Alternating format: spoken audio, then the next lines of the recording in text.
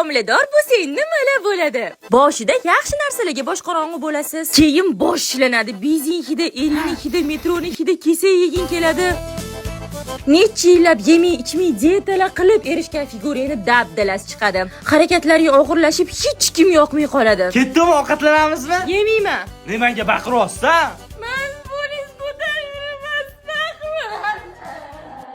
Hamma ingliz tili o'qituvchilar homilador bo'ladi-yu, men ham shu ishni davom ettirdim. Abdullayeva doskaga chiq mavzuni yoz.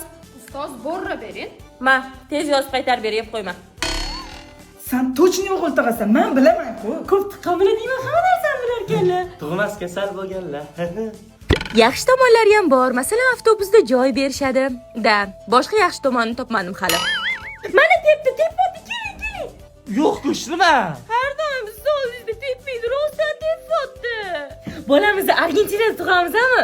Nimaga? Hamma o'sha yerda tug'sa zo'r bo'ladi, doti nimaga ekan? O'tda tug'sang shoxli bo'lib tug'iladi. Voy, gamushday bo'larkan. Bolam qayerda yashayinki, otmamda yashaysam, amami yo'qdimi?